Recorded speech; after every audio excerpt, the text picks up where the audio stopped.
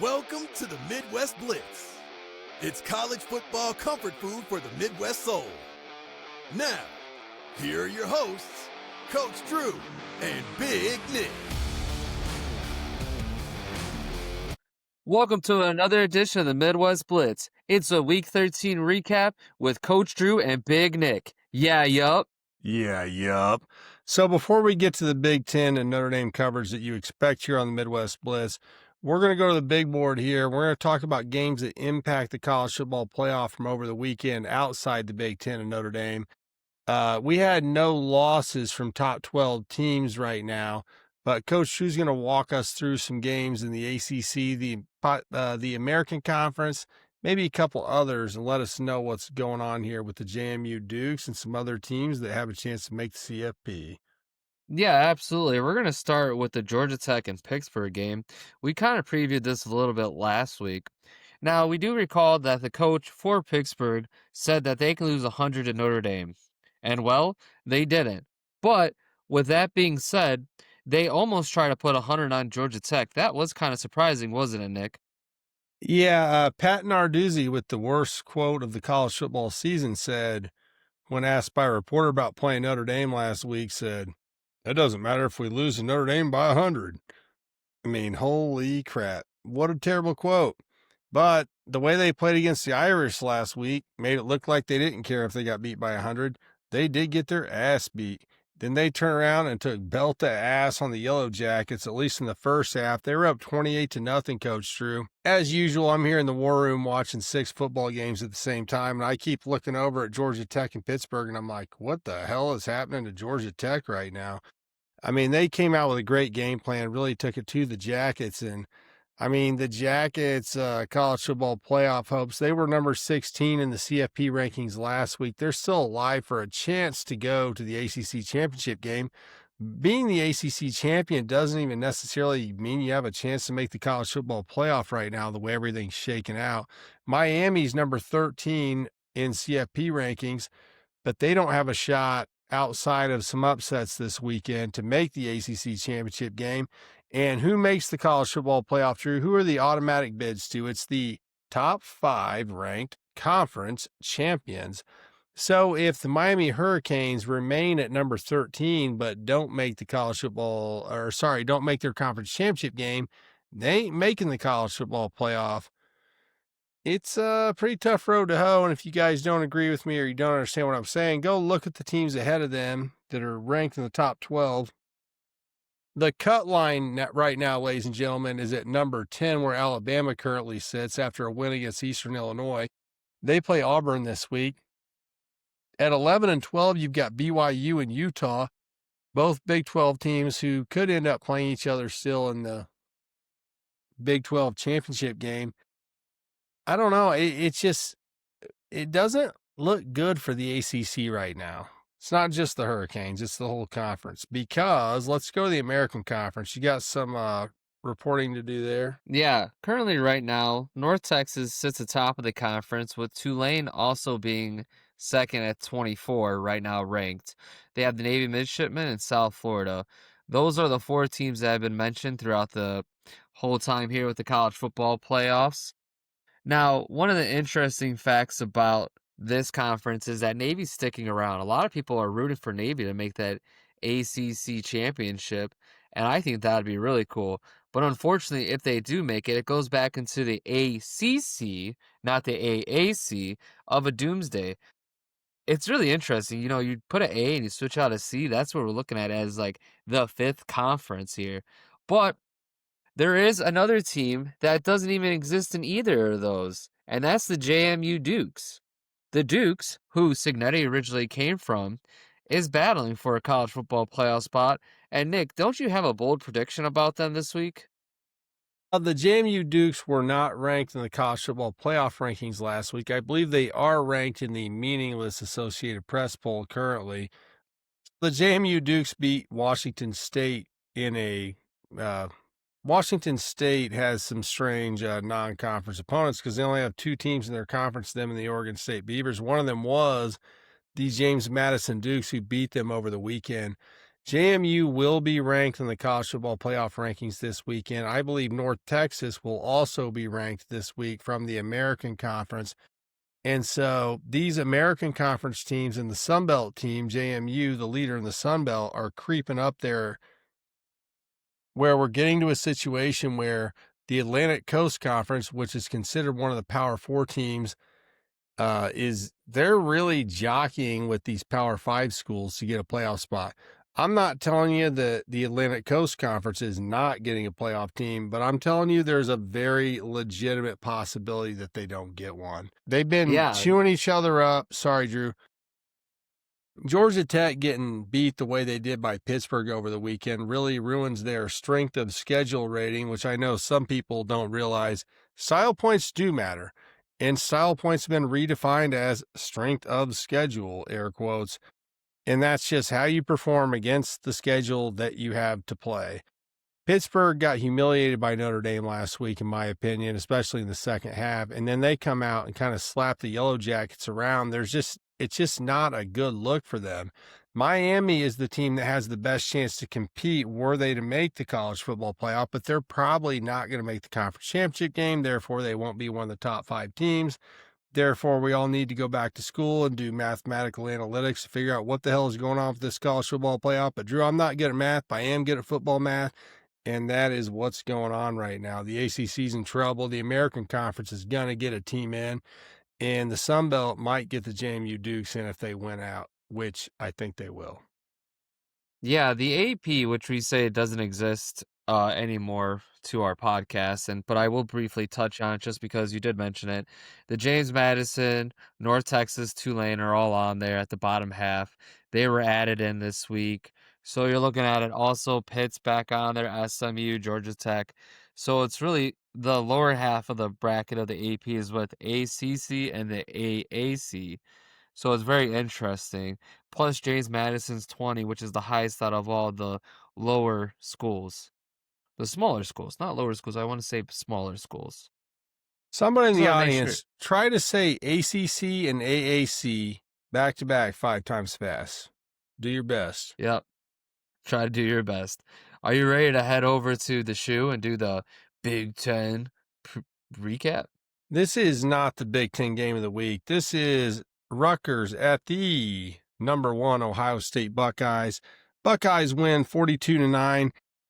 So the most important thing in this game is that the story about Sonny and Lorenzo Styles and the charity work they've been doing at a local homeless shelter for homeless teens in the Columbus area in Franklin County, Ohio.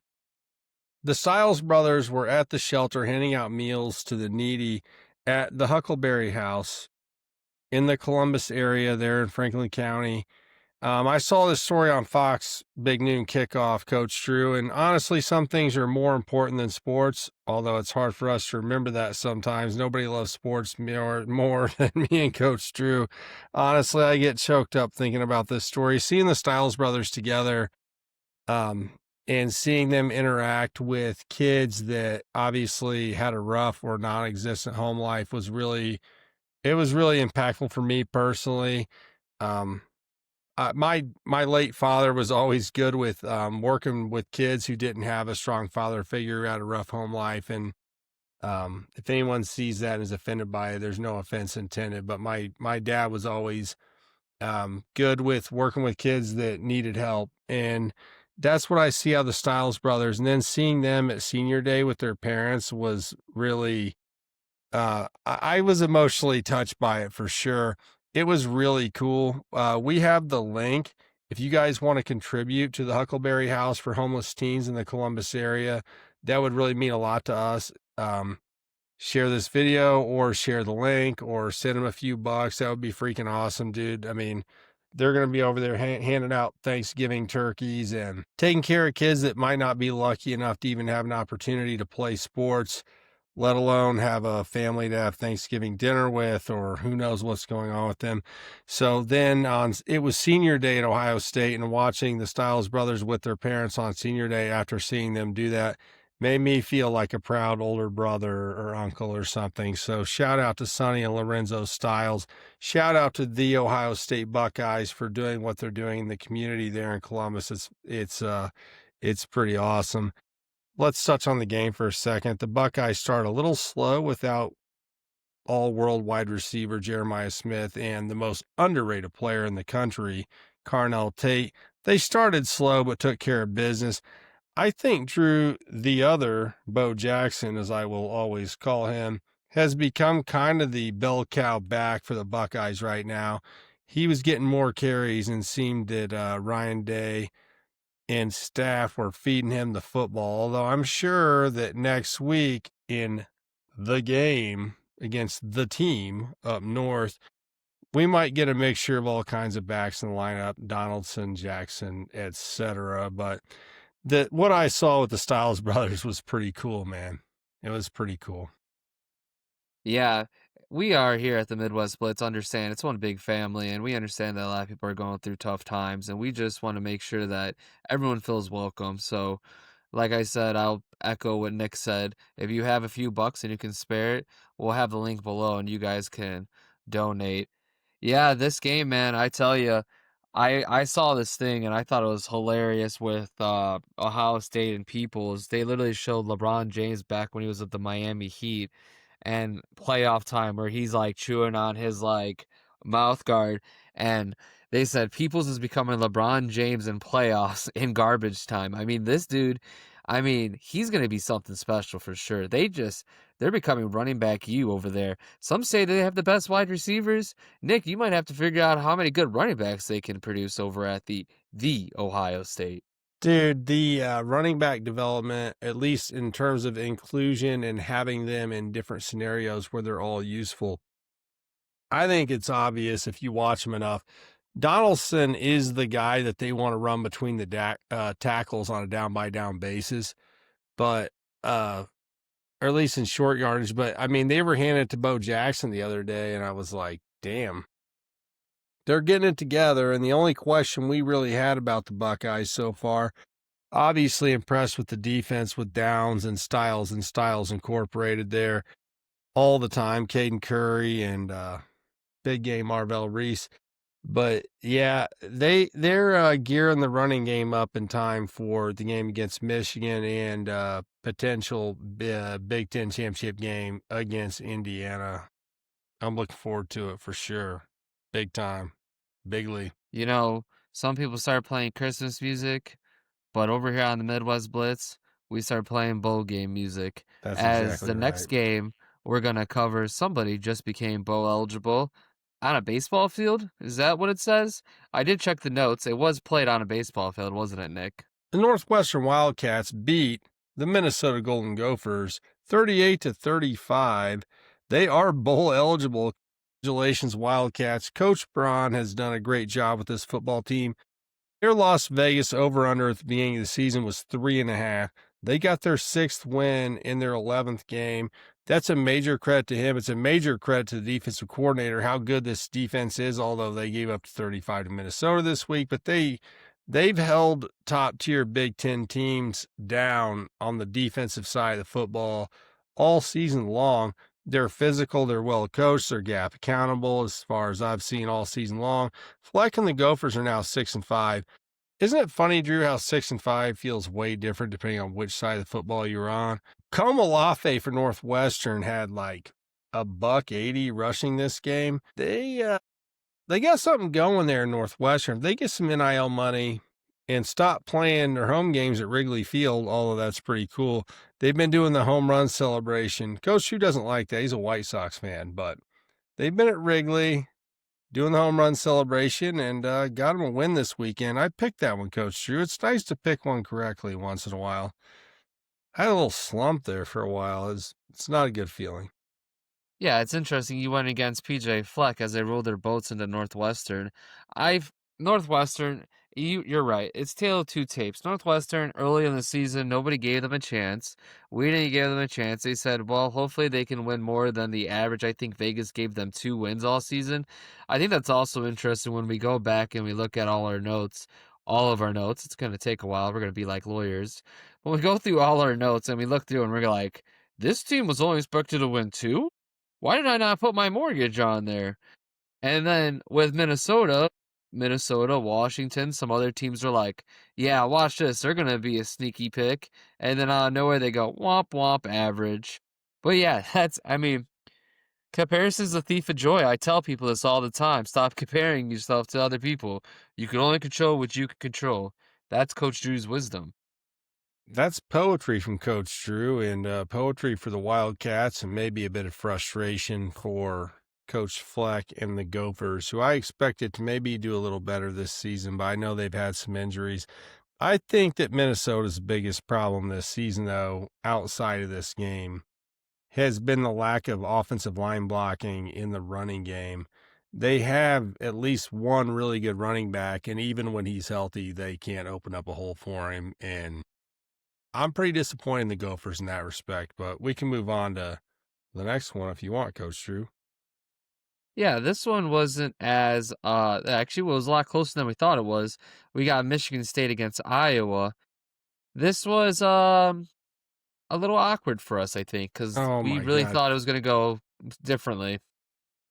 Well, that's why I pointed out that I did get one right, because I certainly didn't get this one right. I don't know anyone else that got this one right either, Coach Drew. So the Michigan State Spartans traveled to Iowa City to take on the Hawkeyes and lost to the Hawks 17-20. Lovicic for Michigan State did throw for 255 yards. We've had conversations about the quarterback situation at Michigan State. Aiden Childs was benched by Coach Smith a couple weeks ago. We were questioning his job viability and things of that nature. Kamari Moulton did his usual old reliable 18 carries for 78 yards. If you don't love Kamari Moulton, you're not me, and you're not an Iowa Hawkeye fan. I am a little surprised this game was as close as it was. I had Iowa minus points in this game, but a win is a win against the winless Spartans. But Iowa had to battle from behind in the second half, Coach Drew, to win our last second field goal, which I was a little surprised by.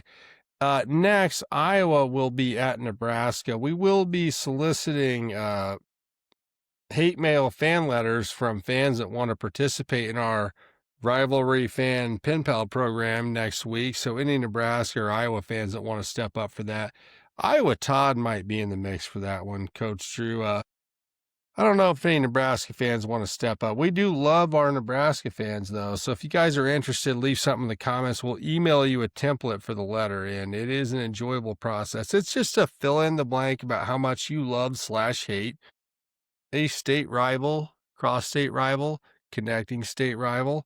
Iowa, Nebraska definitely qualifies. Absolutely. I had a baseball reference here about walk-offs, There was a walk-off here, point of reference of earlier, But another baseball reference I do want to mention too is Iowa reminds me of the early 2000s White Sox. Now, some of you guys who are listening to this, I'm not going to drain you out of boring baseball because you guys are here for college football. But Iowa keeps getting away with, okay, so they beat Michigan State. They're 7-4 and 5-3. 7-4 beating their overall and 5-3 in the Big Ten. And they're about middle of the pack. They're not great. Like, they're not going to be participating in the Big Ten championship. But they're not bad enough where we think like Northwestern, Minnesota. Well, Drew, another analogy, if you guys are boxing fans, if you go back and follow like the career of Muhammad Ali or any of the 70s great heavyweights, there's a handful of guys that fought Ali, Frazier, and Foreman and almost beat them, but got beat by all three of like the greatest heavyweights of the 70s. And you can't say that those were not great boxers. It's like the Iowa Hawkeyes. They got close against USC. They got close against Indiana. They got close against Oregon, but they just couldn't close it out at the end. And we love the Iowa Hawkeyes here on the Midwest Blitz. As there's many other fans coming across to us now that because of just certain exposure we've been getting lately, we appreciate you stopping by the Midwest Blitz. But don't forget, sure. also comment, like, and subscribe. If you missed it last or earlier this week on the preview, I spoke Floridian. That was some baseball. Nick just gave you boxing. So if you can comment, how do you want us to describe it? We'll use our linguistics to try to get you across of whatever it is. I don't know if I can do swimming or fencing, but I'll do my best. You're not from Carmel, Indiana, Drew. You don't know fencing. A Carmel, Indiana reference. Fancy. Somebody loves or hates that. Let's go to Eugene, Oregon, where Bryce Betcher, the 5-tool linebacker drafted by the Houston Astros, scored a touchdown on senior day and helped tank the USC Trojans. What do you think, Duck fans? Before I get into my breakdown of this game, I want to say this. Kenyon the Freak Sadiq, if I was an NFL GM, I look at this kid and I see attitude, work ethic, and elite athleticism. It doesn't take much more than not being a blind man to look at the guy and see all the work he puts in the weight room. And I want to point out last year, he didn't score a touchdown until the Big Ten championship game. This kid now, in hindsight, obviously has elite athleticism and was a willing and aggressive blocker, somebody who was willing to set up teammates with blocking for running backs and willing to be a decoy in route running situations. And this year has really blossomed into, I think, an All-American tight end, if not an All-Big Ten tight end. And if you are somebody that's looking at the draft board and you're not looking at Kenyon Sadiq, then just stop looking at tight ends. He's a way different player than Tyler Warren was last year, but still a terrific player and somebody who has, I think he probably wasn't as polished when he got to Oregon as maybe he could have been, but they saw the potential and he's obviously worked his butt off to become as good as he is. So I just want to give a shout out to Sadiq because I've watched his player development over the last year and it's insane. But Noah Whittington, an absolute dog for the Ducks, and Kenyon Sadiq were huge for Oregon on Saturday. Sadiq, 6 catches for 72 yards and 2 touchdowns. DeCorian Moore was 22 of 30, 2 touchdowns, 1 interception. Let's talk about the USC defense. Now, where have you heard this before, Coach Drew? Trojans dominated the line of scrimmage again. Oregon ran for $180. USC ran for 52 net rushing yards. We talked about this in the Rate Game app with our friend Nick George, who is the founder of the Rate Game app, and a group of other fans. So the funny thing about the Rate Game app, Coach Drew, is that we're in there with a couple of IU fans, a couple Notre Dame fans, a Georgia fan, a random New York Mets fan, and we're all having a good football conversation, like a live chat, while we're watching the Big Ten game of the week, USC versus Oregon. And everybody at some point had something unique to bring to the conversation while we were having our live chat party in the Rate Game app, which was pretty fun. But moving on, Oregon is locked up a CFP spot unless they absolutely piss down their leg next week. Oregon is in. I heard a lot of criticisms of Oregon this week in the mainstream sports media about how they hadn't beat anybody and they hadn't done this and blah, blah, blah. And Iowa is the ultimate punching bag for, oh, you almost got beat by Iowa. And I'll be on Twitter. I'm sorry, America. I know I should be better than this, but sometimes I'm not. When they go, you barely beat Iowa. And I'm like, you've never watched Iowa play. It's not easy to beat Iowa. Iowa doesn't go undefeated every year, but it's not easy to beat Iowa. If you watch the games, Iowa's defense is elite. Their line on both sides of the ball is elite. But so Oregon's been getting tossed around by the casuals on Twitter and whatnot. But you know what? Oregon's not getting tossed around by any casuals on the Rate Game app because the casuals don't go to the Rate Game app to talk sports with other real sports fans. I want to talk USC offense for a second. Lincoln Riley, the cheater, Lincoln Riley, for some reason decides to go for 2 down 15 with 12 minutes to go in the game because somehow instead of going for 1 and making it a 14-point game, some math nerd analytical scientist was like, yeah, let's go for 2 for no reason. Then they're down 15 after that. That is a terrible decision, although Deacon, our friend who was in the chat with us, said that has been a trend that's been going on for the last 15 years or so among dumb football coaches. Why would you go for 2 with a chance to make it 14? If you make it 13 instead of 14, there's no real difference in the outcome of the game. So that was a pretty big failure by the offensive genius, Lincoln Riley, there, which, I mean, I can't take it away from the dude. His offense is always throw the ball. It helps when you have a stud quarterback like Jaden Mayava, though. 302 yards, 3 touchdowns, 2 interceptions.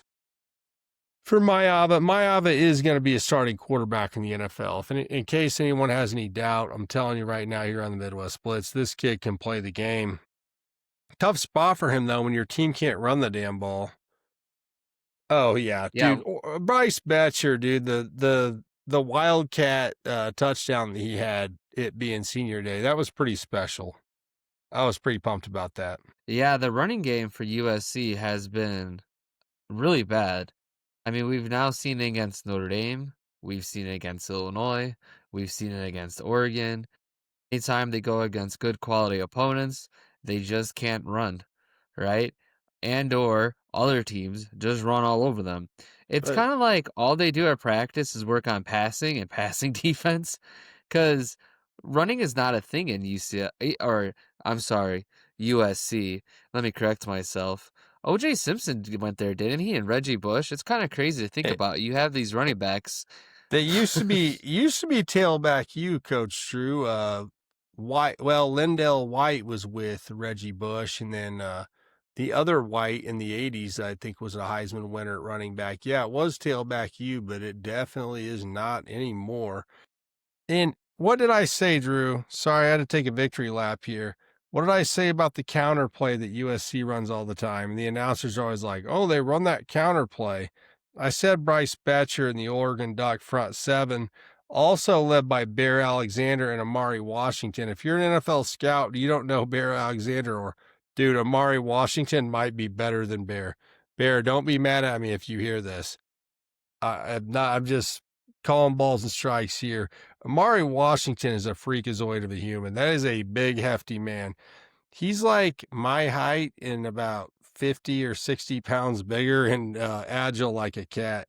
That dude is a bad man on the defensive line. And I love to see me a bad man on the defensive line, Coach Drew, if you guys haven't seen my shirt.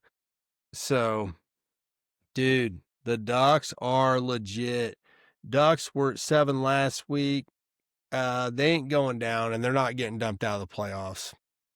I'm tired of people talking trash about the Ducks.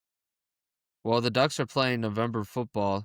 As of last year, they were undefeated until they played Ohio State in the college football playoffs. Now, here's the thing, right? There is the game happening this week. Do you want to move on to Michigan versus Maryland and recap that game? After I say this, Oregon played this game with none of their original starting wide receivers from the beginning of the season, and that's including Evan Stewart, who blew his knee out in July before fall camp even started. So people want to throw shade at Decoria Moore for mishaps, whatever.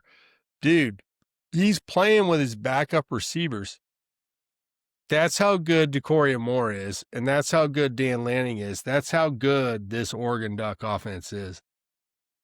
Yeah, they're pretty good. They're not playing, as Dan Lanning said, they're not playing Chattanooga this weekend. Oh, man. Quote of the week right there, Coach Drew, from Dan Lanning. We're not playing Chattanooga or the Citadel.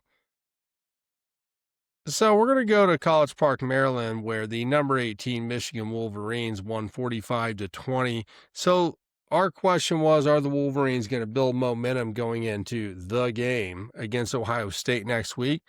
I believe they did. Bryce went 16-23 with 215 yards and 2 touchdowns.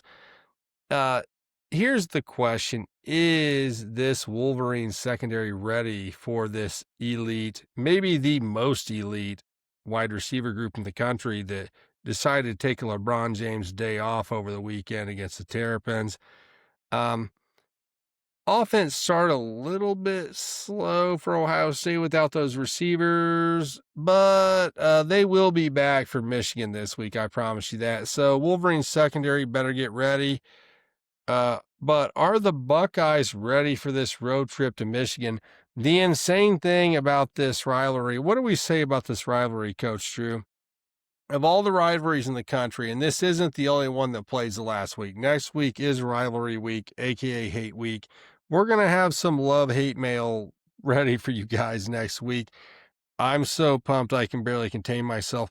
But are they ready for the road trip? This rivalry doesn't seem that home and away really means jack diddly squat recently, especially. So are the Buckeyes ready? Are they going to pucker up a little bit when they got to go up to Michigan?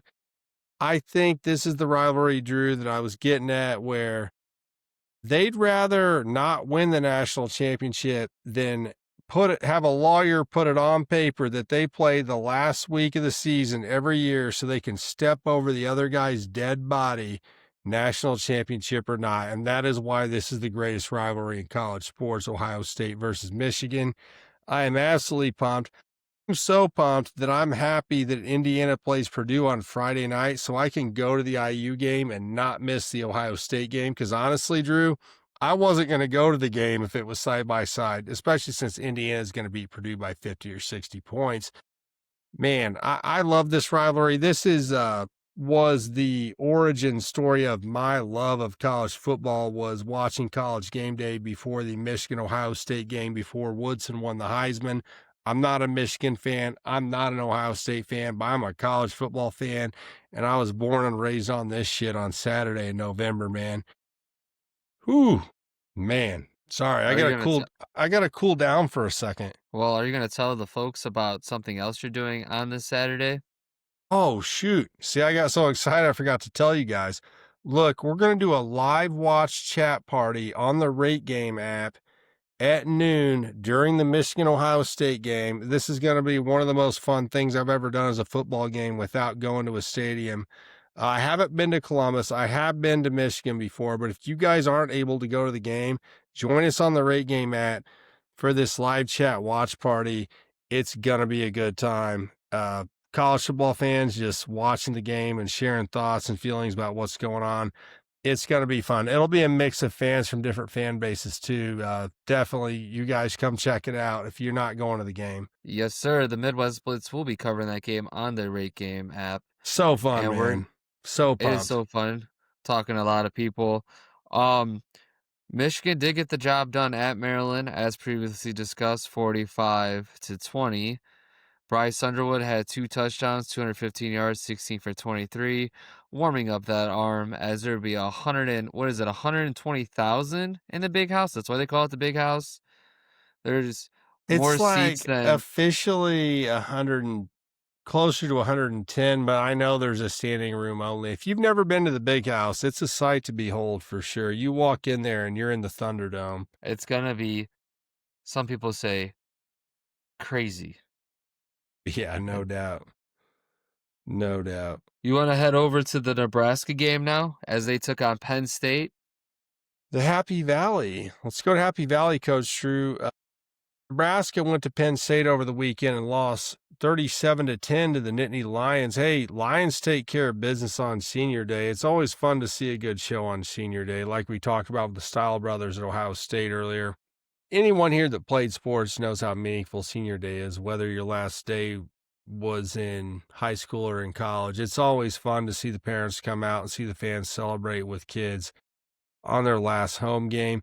Ethan Grunkmeyer showed a lot of promise, Coach Drew, as the Nittany Lion fans showed up in droves to support him at a sold-out house.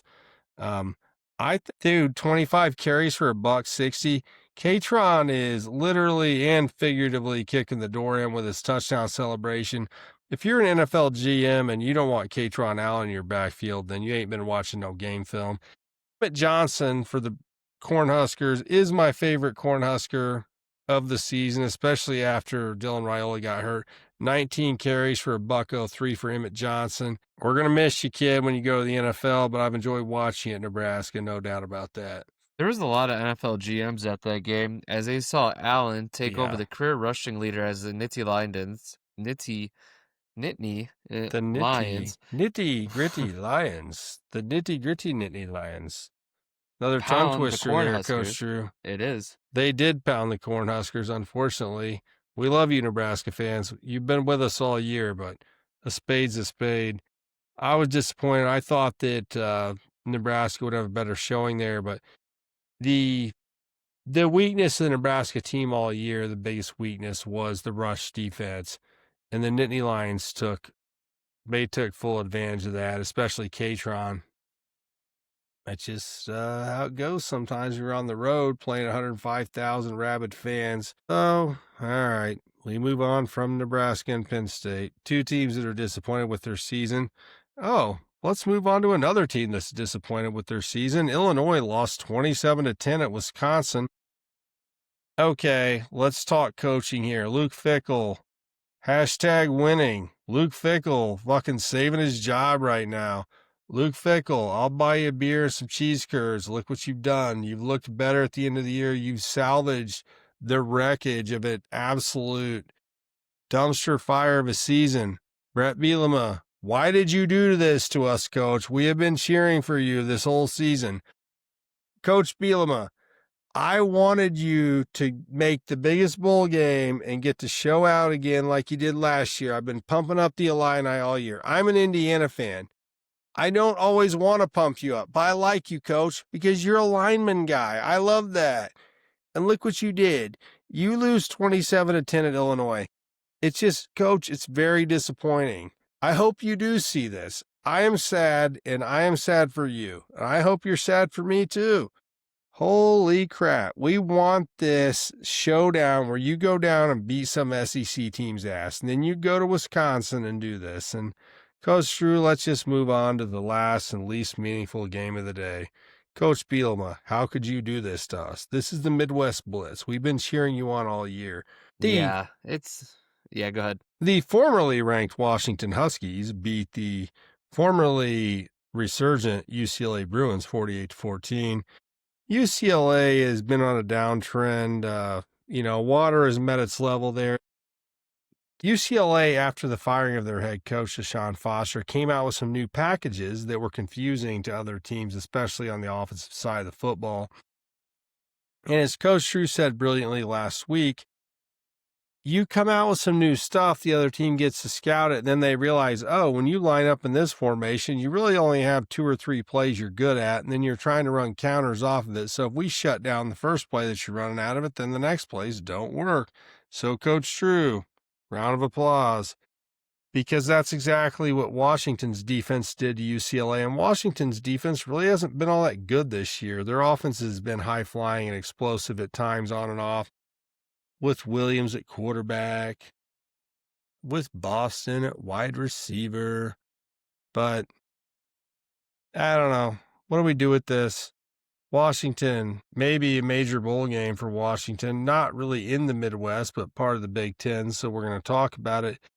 I don't know if Washington's in the bid for a major bowl game after they get their ass beat by Oregon here coming up, and that is what's going to happen. Yeah, no, that's for sure what's going to happen. I mean, there's a lot of Big Ten teams. I think I counted them out. 10. There's a possibility of 12 bowl-eligible teams from the Big Ten. Ooh. Yep. I hope they all play. I hope they all play SEC teams. I do. I was actually thinking about if they could possibly do that on purpose, make sure they get, some respect out there, Titan against Titans, because us here at the Midwest Blitz, we have to prove that the SEC, it's now fair that we can also pay our players. It's now fair. It's now even Steven. That's provocative, Drew. It gets the people going if they're from south of the Mason-Dixon line. Oh, did they play football in South Bend, Indiana this weekend, Coach Drew? Well, speaking of conferences, Notre Dame does play 6 conference games. Now, I'm going to make sure people understand this. They do play 6 ACC conference opponents because of their collective bargain agreement. They're not considered part of the ACC, right? but they do play in it. And I don't know, maybe if they were to get like an invitation, I think the ACC just tore it up as they demolished the 2-7. It was 21-0 before Jeremiah Love, one of the Heisman favorites, even took the field. The running backs at Notre Dame, all three of them scored. But before I get back there, let me just tell you, it was interception, pick six, beautiful pick. Then it was a block punt, 6, and then it was another pick 6, and then Notre Dame finally got onto the field. I mean, I described it as when you're playing the video game and you're playing on rookie mode and nobody's reacting. Like, is Notre Dame really that good against these other teams like Syracuse? Now, I'm not saying Syracuse is elite, but dang, they did make sure that there was a gap there, Nick. Coach, sure, the Syracuse, is it the orange or the orange men or the orange ladies? Defense should have just stayed on the bus. I mean, holy crap. Jeremiah Smith had like 8 carries for $170. That's like freshman mode on college football 2006 or something. I mean, why is it that the ACC teams they just drop their pants and bend over almost every time Notre Dame shows up? I mean, all right, I know Syracuse was out starting quarterback Steve Angeli, who I was a big fan of with the Irish. I mentioned that in the pregame show. Kid's got a lot of balls, a lot of clutch. I'd love to see him play high school football because, like, that dude's on point all the time, Steve Angeli. He was on point coming off the bench for Notre Dame. He's like, oh, I'm sitting on the bench. Oh, the starter got hurt in a clutch situation. I'm just going to come in with a flamethrower and throw like 5 or 6 passes and look like a, All-American. But, sorry, shout out to Steve Angeli. Miss you, Steve Angeli. Sorry you got hurt this year. Dude, the ACC team, Pittsburgh looked really bad against Notre Dame in the second half last week, and they were whooping Georgia Tech's ass. I'm looking at the big board again if you guys are new to the show. Dude, what? How? Dude, Syracuse, 70 points. You give up 8 carries for $170. What? This is like, it's humiliating. It really is. And I know that our new friend that we met in the rate game app the other day is a Syracuse fan. So I'm not just trying to be a dick right now, but how do you do that? I don't know. I don't want anyone to get fired, but how do you pay somebody to coach defense when it's that bad? 8 for $170, and you threw back-to-back pick sixes, I think. I will say this. I can't go on my I love CJ Carr rant, Coach Drew, but I want to. I can't do it this week, not by any fault of his own, but there was no reason to throw the ball if you're the Notre Dame Fighting Irish. Notre Dame haters, look out, because the Irish have peaked at the right time. And despite the fact that they end the season with the weakest part of their schedule, their embattled defensive coordinator has gotten this group together. I assume with Marcus Freeman's help. I'm not going to give Chris Ash too much credit, but the defense looks way better in terms of execution. This Irish team is going to be very dangerous come playoff time with the running game that they have. They've got the best backfield in the country. Jadarian Price might be the best damn kick returner in the country. Maybe Caden Wheatgen at Iowa. We could split hairs there, different running styles, but oh my goodness, the Irish are dangerous right now, Coach Drew. Dangerous. Yeah, even Williams, like I said earlier, the third string running back, he ran into, I believe it was a linebacker, bounced off him, and then got past the secondary and just spurted off for like 30, 40 yards. What when did we they were say up the other 56. day? We said, hey, we need to get Aeneas Williams some carries this weekend so he's ready for the playoff. That's what we said, Coach Drew, here on the Midwest Blitz. Yeah. Aeneas Williams, highlight reel. Syracuse, highlight reel for offensive players. Syracuse defense. Brutal. It's brutal. The only unfortunate thing that came from that game is KVA is out for the rest of the year. I know. It's a knee. It's a knee. Yeah. It's always a knee. It's for a linebacker, dude, it's always a knee. Yeah. Well, that was the thing that happened last year in the playoffs right after Notre Dame beat Indiana, they had some injuries, and it always seemed like it was like every week after that first college football playoff game, it was always more injuries, next man up. And then when we went to play against Ohio State in the national championship, I'm like, man, if we could pull this off with the guys that are out here, it would be really special. And for a second, when Ryan Leonard ran in that touchdown and we were up, if it was there for that moment, but Yeah, it after is. that, You're right. It was like that for Notre Dame last year. Notre Dame still has good linebackers without KVA, but he's obviously an elite athlete that you definitely want when you're playing teams that have mobile quarterbacks. You need to spy somebody. Missing KVA is going to be pretty big in the playoffs for sure.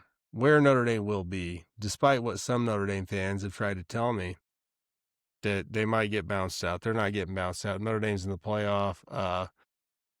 They got a rivalry game against Stanford this week. That's almost as bad as Indiana playing Purdue as their rivalry game this week. But Purdue will improve under Barry Odom. Not to make this an IU conversation, but we can make it a MAC conversation. We could do our MAC preview now. we certainly could, Coach Drew. So let's go to the MAC preview, brought to you by Coach Drew and Big Nick. So while looking at the MAC preview, we're looking at Tuesday, November 25th. Now, for many of you that are teachers like me, I'm winking at you. This is our last day. You get to go home for the holidays. And the guys that got Friday off or took off, they don't have to go Monday, Tuesday. Shame on you. Okay, I don't know how you guys figured that out. All right, I just wanted to add that in there. Tisk, I'll be in the tisk. trenches. Okay, Yeah. I'll be trying to figure out what movies to play for the next 2 days. Maybe Charlie Brown, maybe something. But back to the MACtion. So we're looking at Tuesday, November 25th. The Minutemen, host Bowling Green for the final time of the season. Massachusetts came back to the MAC. First they left, right? And they said, the grass is greener on the other side. I don't know if they went independent. I don't really care. Once you leave the MAC, you're out of tight. And then out of nowhere, we're like, well, NIU's going to leave. Let's bring back the Minutemen, our men, however you want to call it, tomorrow men. But it's not the now. They're 0 for 11, 0 for 7 in the MAC. Holy Toledo. They literally, I don't want to say it, that derogatory hazing. Is this a hazing of the MAC? You have to lose all your games? Like, if you guys are looking for something to do during the holiday season, boot up college football and try to make UMass actually be a contender. Because that is, and I want you to play on Heisman mode, all right? Now, 0 level coach, I want you to make this hard. Don't bring in your level 32 coach later on. Because the Minutemen, I don't even think in year 7 of your dynasty is going to even have a couple of wins. Holy Toledo. You know, Coach Drew, here's how I feel about the MAC.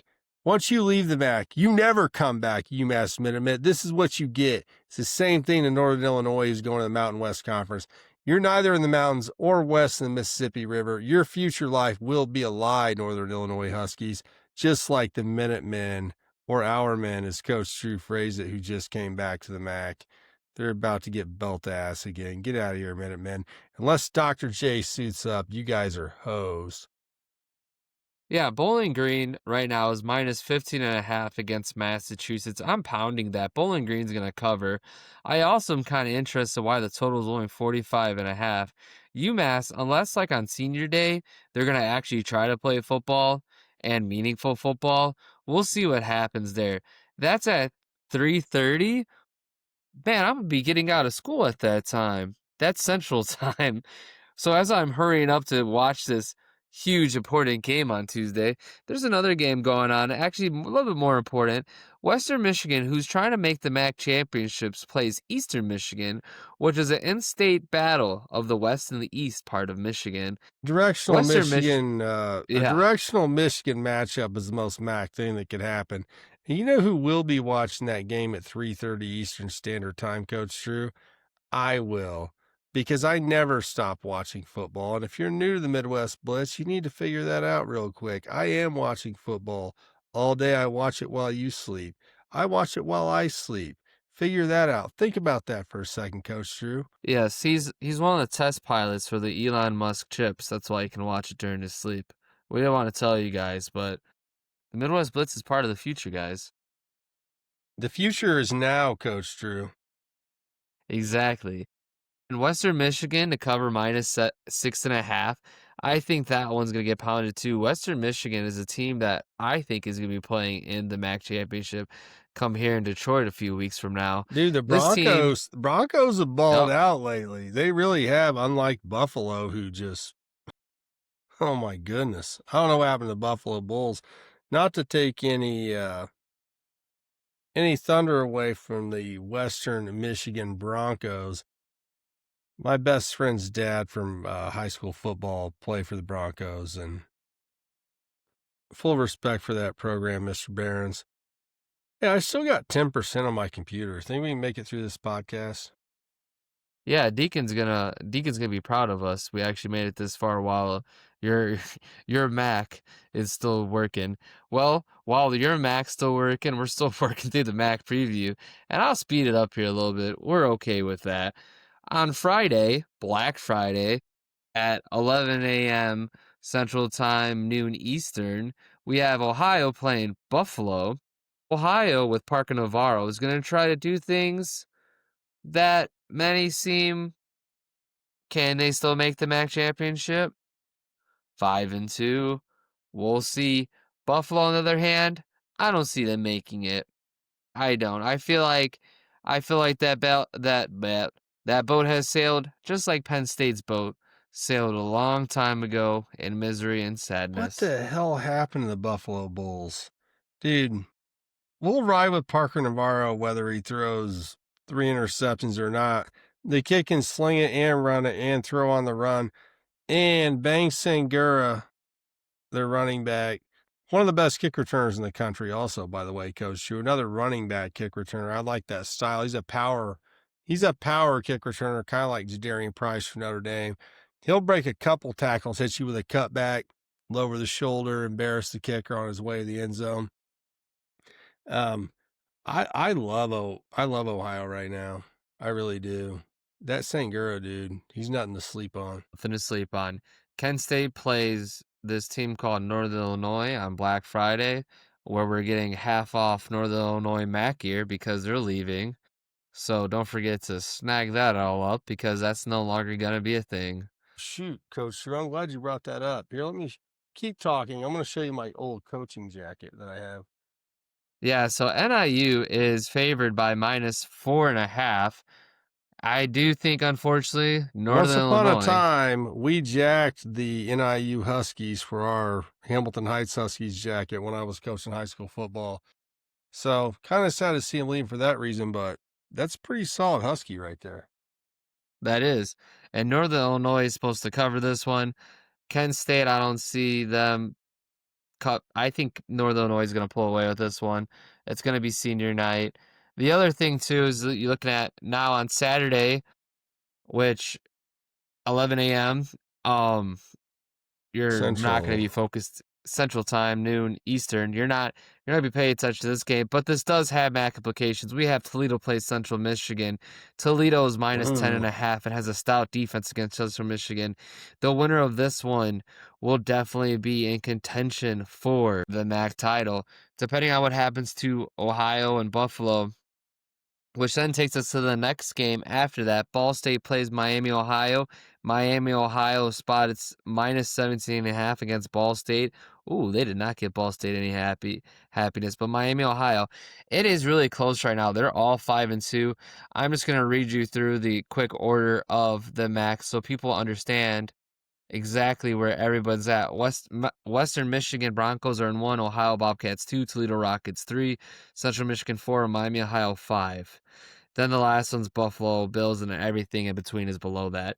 We got some fun games coming up this week. So many games. We're going to be the preview Wednesday, right before Thanksgiving. We're going to be giving you guys all the stuff you need to know about the game. Don't forget to like and subscribe. Don't forget to download the Rate Game app, so you can check us out. Rate Game with a T. I wish they hadn't put this Toledo Central Michigan game at noon on Saturday. There's just a lot of competition right there, but I would assume that Central Michigan, who is hosting this game, they are going to have a strong home field advantage, probably be a sellout because it's a big game up there. Shout out to the MAC. Students, it's okay to leave the tailgate and go into the game during some action. Go in there. It's going to be a great football game. It is okay. It is okay. So for the Midwest Blitz, what do you have? Or for Midwest Blitz goodbye, what are you having for Turkey Day? We're probably going to talk about this again on Wednesday, but you want to give a little preview? I usually have some turkey gravy with some pigskin, Coach Drew. That's my thing, and that's All just what right. I eat on Turkey Day. Actually, I'm more of a ham guy than a turkey guy, to be honest with you. Ironic you said that. I like ham too. I like making ham sandwiches. Oh my gosh, that's the best. I think leftovers, that's why we're dude. best friends. All right, There's best. no good food. Did we just become best friends, Coach Drew? Yeah. You want to do karate in the garage later? That's for the Big Ten Championship. No, touche. Yeah, you take a spiral slice ham, okay?